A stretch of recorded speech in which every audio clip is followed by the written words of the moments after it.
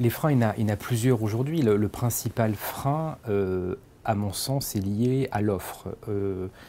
Alors, nous ne sommes pas concernés par ce point, parce que nous proposons quasiment l'intégralité de notre offre papier en numérique. Ce n'est pas le cas de tous les éditeurs aujourd'hui.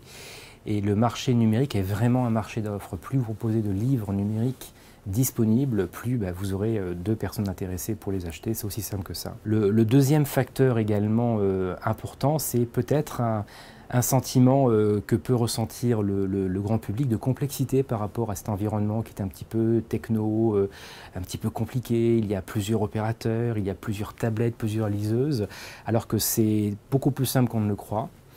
Et je pense qu'effectivement, afin de développer ce marché numérique, il serait bon d'instaurer une pédagogie plus grande vis-à-vis du grand public de ce monde numérique, afin de montrer peut-être sur le terrain qu'un livre numérique, c'est très simple.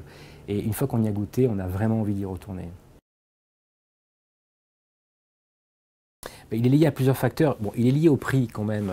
C'est vrai qu'on a des prix qui ne sont pas très élevés, donc forcément on attire des lectrices avec des prix pas très élevés, mais ce n'est pas l'unique raison, loin de là. La principale raison est liée au fait qu'on a très tôt choisi d'aller sur ce terrain-là en numérisant une partie très importante de notre offre papier. Aujourd'hui, on a à peu près 3000 titres disponibles en numérique, on en aura 3500 à la fin 2013.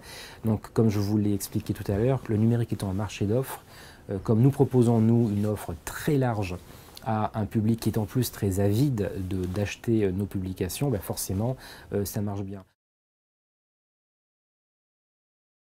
On a décidé en 2013 d'aller encore au-delà dans notre progression numérique en lançant HQN, qui est une maison d'édition primo numérique et qui est en plus destinée à un public, donc bien sûr d'Harlequin, mais sur des auteurs francophones. Pour nous, c'est une grande nouveauté, puisqu'auparavant, Édition Harlequin ne faisait quasiment que de l'adaptation, de la traduction de romans anglo-saxons.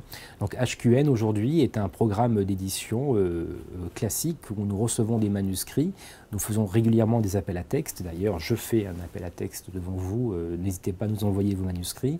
HQN publiera du roman sentimental, mais pas uniquement du roman sentimental, et sur des genres totalement variés et très différents de ce qu'on peut publier habituellement.